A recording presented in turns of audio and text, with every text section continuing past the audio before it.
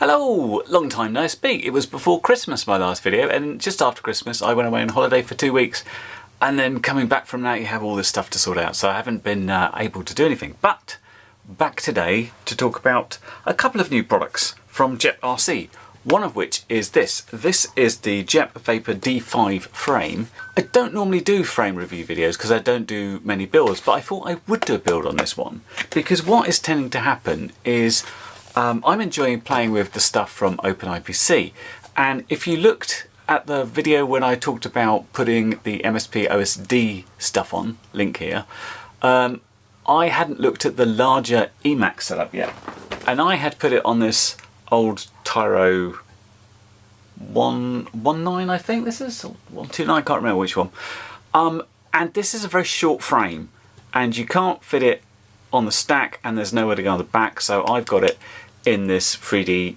printed enclosure that I made. I haven't flown this one yet because the weather's been bad, so I still want to go out and fly this and all the other OpenIPC things on the MSP OSD stuff. So I thought it would be time for a new build, and one of the reasons I looked at the GepRC one is because it's more modern. It's a longer frame where you expect to have your stack, your normal stack, and a digital VTX on the back, so I thought that might fit in a bit better. So we're going to close up in a second to look at that.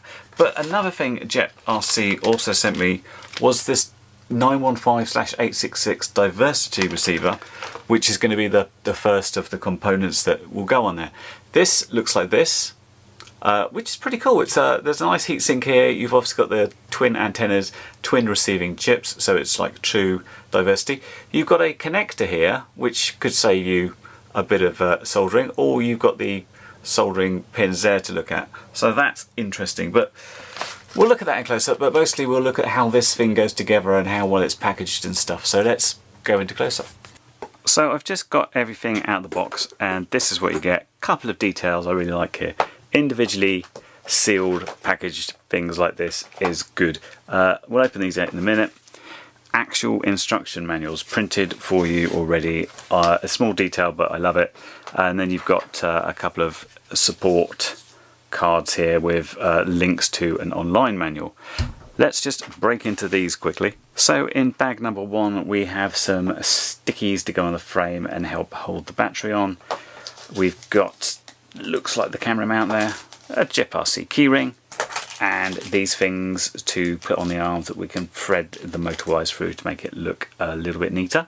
Bag number two, we've got some 3D printed bits, feels like, yeah, TPU bits here. Things for holding the antenna out the back, for mounting a GoPro on the front, little protection covers. I don't know if there's a foot covers or not, I have to look at the instructions. And not sure what these are in the little bags, but we'll figure that out once we read the instructions. Finally, bag number three. Seems like a small detail, but it's one I really appreciate. I love it when everything is sorted correctly. Sometimes you just get this big bag of screws and you're trying to determine which is the M311 and which is the M39, and it's like they're so close together. Every single bag is labelled with the different screws and fittings. They give you a spanner and some Allen keys as well to get it sorted out.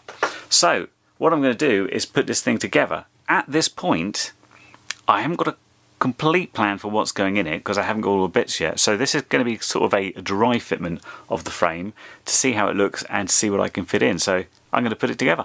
And here's the finished article. I was going to take some photos of it as it went, but it really went together pretty easy. I have had a very slight problem working out which arm was which until I could figure out which was the front, which is this one and not that one.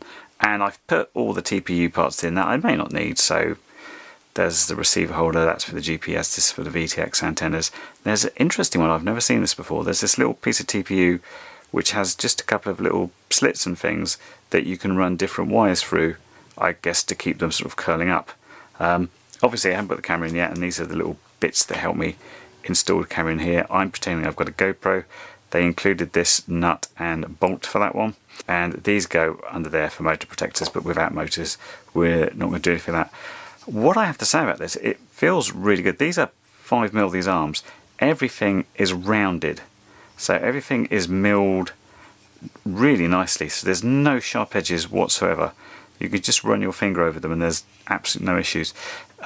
All the screws are countersunk, which is a really nice touch. And then you've got a bunch of these screws, depending what you do. At the moment, you can see you can go through there and you can have like a 20mm stack or a 30.5mm stack, and you might choose to have like really long bolts going through everything, or smaller bolts with risers going up. That bit's up to you. There was this bit here, you see this bit at the back, this is for basically the VTX. What it suggests is you have this thing, this is for holding the antenna. You can just see, you can just slot it through there and hold it there, and then these bits go on the outside like so, and that would hold the VTX, and that whole thing would kind of go in there like that, but that depends on when I fit it out. So yeah, that's a good looking frame. I think we're going to have enough space to play with there to do quite a bit with it. Obviously as well, we can stick on the stickers to make the batteries stick better and stuff, but yeah, a nice frame. Very, as I said, the carbon's really nicely cut and milled around the edges. It feels really strong.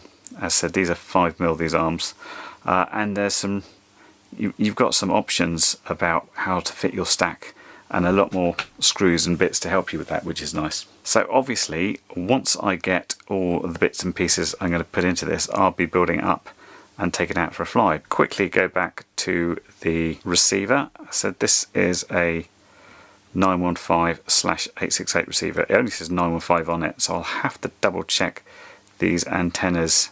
If they're just specifically for 915, that'd be no good to me on 868, and I'll probably have to reflash it anyway. But yeah, it comes with a piece of heat shrink to put over the top there. As said, you've got a connector, so you can just cut off that end and solder, or you can solder both ends by focus going onto these pins here.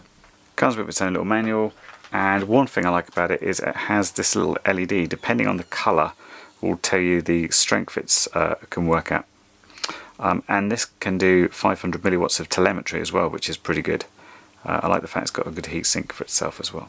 Okay, so that's the Vapor-D5 frame. Quite excited to get building that. This does actually come in a 6-inch variety as well, if you prefer slightly bigger props.